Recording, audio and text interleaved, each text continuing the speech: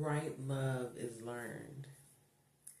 Growing up, the way I understood love was through manipulation.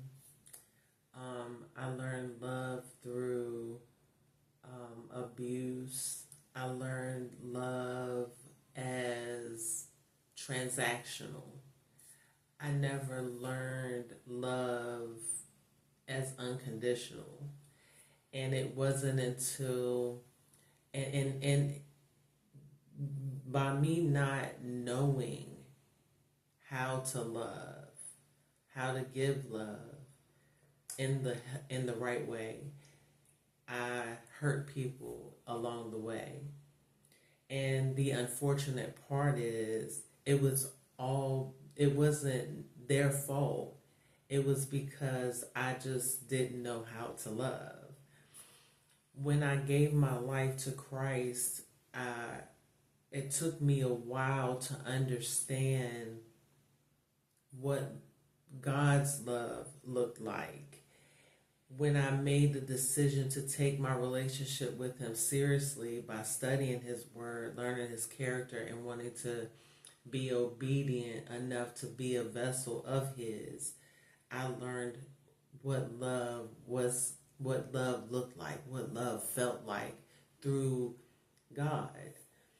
And I can go into a whole deep story about how He transformed me through His Word, through prayer and meditation, and how He gave me steps to heal, to overcome, and to break the generational curses of what love looked like, or what love was taught in my family of how it looked like, and to also to learn a new way of what love actually looked and felt like. It was challenging because a lot of things that I was taught and what I seen, I deeply believed because that's all I knew. I didn't experience unconditional love outside of God, or to be completely honest, outside of the people that loved me, that I just didn't know how to love back.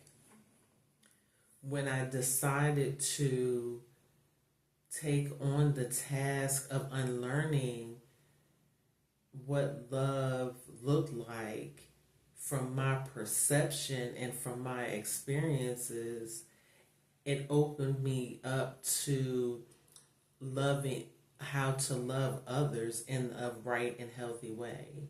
Now I'm extremely sensitive. I'm sensitive to other people's spirits. I'm very discerning, and I can feel people's energy.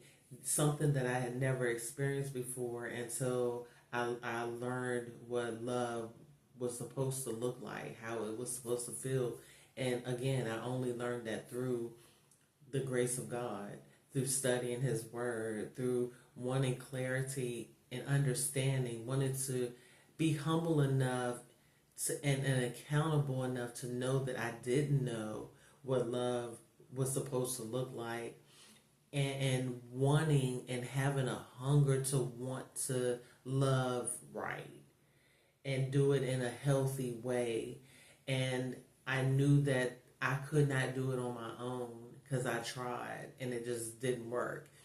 So my other option was God.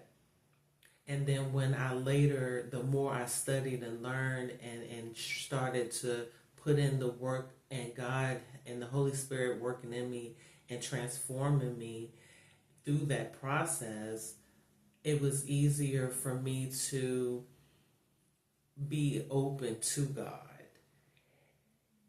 Nobody talks about how when you're in transition, the process of transitioning in God, when you are learning to unlearn things that you were taught that you later in life find out that wasn't true.